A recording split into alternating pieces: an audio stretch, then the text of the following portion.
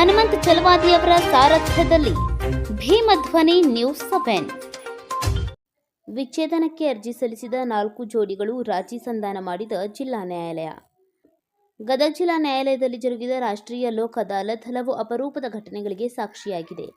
Supreme ಕೋರ್ಟಿನಲ್ಲಿ ದಾಖಲಾಗಿದ್ದ check bounce ಪ್ರಕರಣವೊಂದು ಜಿಲ್ಲಾ ಕೋರ್ಟ್ನಲ್ಲಿ ಅಂತ್ಯವಾದರೆ, ವಿಚ್ಛೇದನಕ್ಕೆ ಅರ್ಜಿ ಸಲ್ಲಿಸಿದ 4 ಜೋಡಿಗಳು ರಾಜಿ ಸಂಧಾನದ ಮೂಲಕ ಮತ್ತೆ ಒಂದಾಗಿವೆ.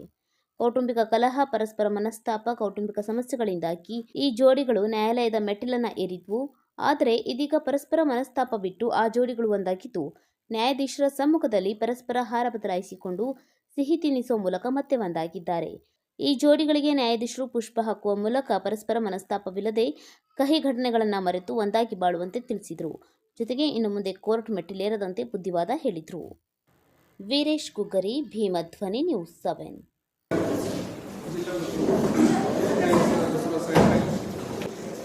ಮುಂದುವರಿಸಲು ಕಾತರಾಗಿರುವಂತಹ 4 ಜೋಡಿಗಳೇ ಹಾಗೂ ಇಲ್ಲಿ ಸೇರಿದಂತಹ ಪತ್ರಕರ್ತರೆ ಈ ಕೌಟುಂಬಿಕ ಸಮಸ್ಯೆ ಹೇಗಿರ್ತಂದ್ರೆ, ಕೆಲವೊಂದು ಸಮಸ್ಯೆಗಳು ಬರ್ತಾವೆ. ಅವನ ಆಗಾಗ ಅವನ್ನ ಅರ್ಥ ಮಾಡಿಕೊಂಡು ಅದಕ್ಕೆ ಬಳ್ಳಿ ಹಿಡದೆ ಗಂಡ ಹೆಂಡತಿ ಒಂದು ಕೇಸ್ ಬಂದಿತ್ತು. ಕೇಸ್ನಲ್ಲಿ ಜಗಳ ಏನಂದ್ರೆ ಏನ್ ದೊಡ್ಡ ಜಗಳ ಅಲ್ಲ. ಏನಪ್ಪಾ ಅಂತಂದ್ರೆ, ಟೇಸ್ಟನ್ನ ಬೆಳಿಗ್ಗೆ ಎದ್ದೆ ಅದನ್ನ ಮಧ್ಯದಲ್ಲೇ ಇಲ್ಲ